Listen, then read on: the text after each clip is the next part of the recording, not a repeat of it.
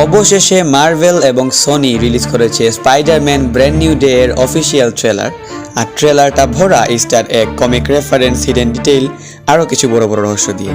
আজ আমরা পুরো ট্রেলারটা শর্ট বাই শর্ট বিশ্লেষণ করব।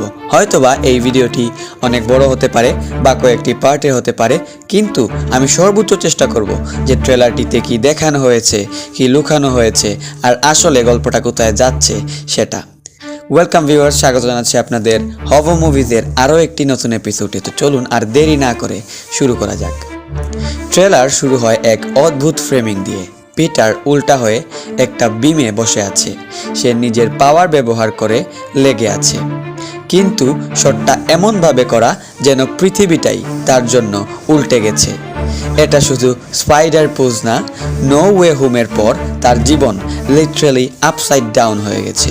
বন্ধুরা নেই, পরিচয় নেই, নিজের জীবনটাই যেন উল্টে গেছে।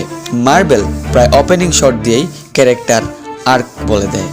সে নিজের ফোনে নেড আর এমজের কিছু ভিডিও দেখছে, যেখানে তারা এমআইটির প্রথম দিন নিয়ে কথা বলছে। নো ওয়ে হোমে আমরা আগেই জেনেছিলাম যে এমআইটিতে যাওয়াই ছিল তাদের স্বপ্ন, আর এখন নেড আর এমজে দুজনেই অবশেষে এমআইটিতে পৌঁছে গেছে, যা তাদের জন্য খুবই আনন্দের বিষয়। পিটার সেটা দেখে মাস্ক তুলে রাখে আর আবার শহর বাঁচাতে বেরিয়ে পড়ে।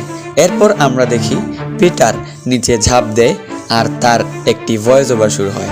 সে বলে, হাই, আমি পিটার পার্কার। আমরা একে অপরকে চিনতাম। সে আরও বলে, খুব খারাপ কিছু ঘটতে যাচ্ছিল, আর সেটা থামানোর জন্য সবাইকে তাকে ভুলে যাওয়াটা জরুরি ছিল। এখানে স্পষ্টভাবে নো ওয়ে হোমের ঘটনাগুলোর কথাই বলা হচ্ছে। যখন তার পরিচয় ফাঁস হয়ে যাওয়ায় পুরো মাল্টিভার্স ভেঙে যাওয়ার উপক্রম হয়েছিল, তখন ডক্টর স্ট্রেঞ্জের স্পেলের মাধ্যমে সবাই পিটারকে ভুলে যায়। এটা সেই একই চিঠি যেটা সে স্পাইডারম্যান নো ওয়ে হোমের শেষে এমজেকে দেয়নি। মানে গত কয়েক বছর ধরে পিটার বারবার এই মুহূর্তটা রিপ্লে করছে নিজের মনের মধ্যে।